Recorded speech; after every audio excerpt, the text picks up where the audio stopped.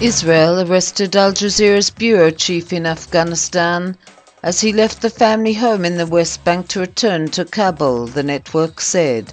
Samar Alawi, 47, was arrested on August 10th as he tried to leave the family's West Bank home, his brother Masab said.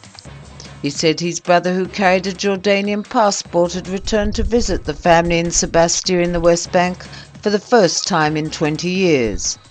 The Committee to Protect Journalists in New York issued a statement calling on Israel to clarify the legal basis for holding Alawi, who they said has been detained without charges. Israel's military and security establishments refused to comment on the affair. Defense Minister Barak on Tuesday admitted there is a grain of truth to reports saying talks are underway in Cairo between Israel and Hamas for the release of Gilad Shalit. I don't want to say anything because I don't think it helps, Barak said. When asked to comment on reports that Hamas leader Khalid Mashal was heading to Cairo to participate in the negotiations, the defense minister admitted there is a grain of truth to the rumors. Barak said he preferred not to discuss the matter but added that serious talks with Hamas occurred twice in the past 5 years. On Tuesday, the London-based Al-Hayat newspaper said Mashal would participate in a third round of indirect talks.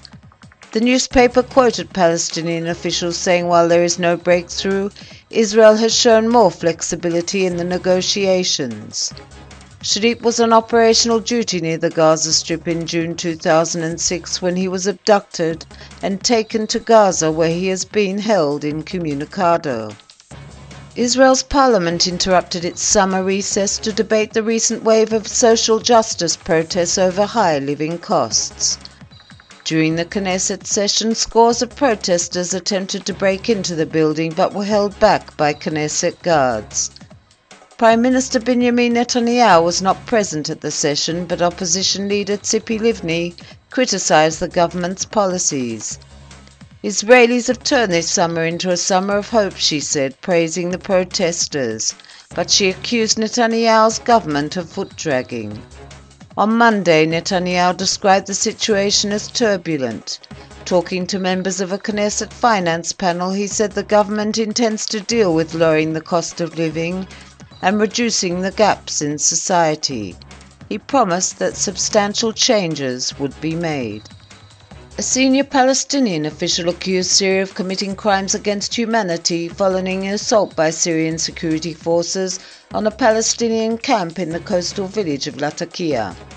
Yasser Abu-Drabu told reporters that troops in naval battleships from the sea and on the ground are shelling houses.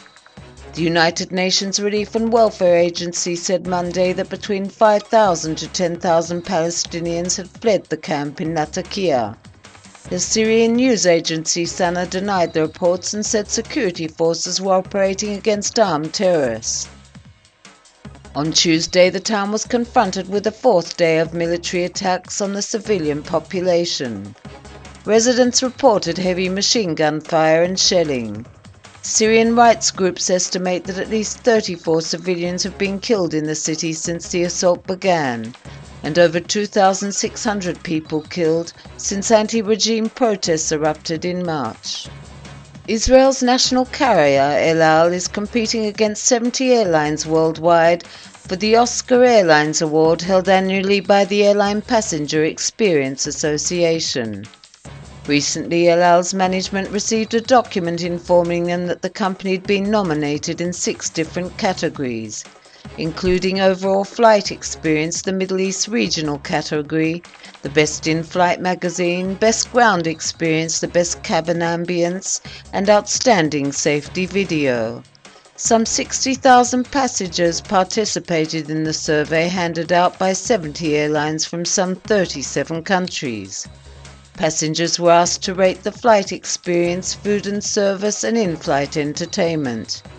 The awards ceremony will be held in September during the Aviation and Tourist Industries Apex 2001 Expo in Seattle, Washington.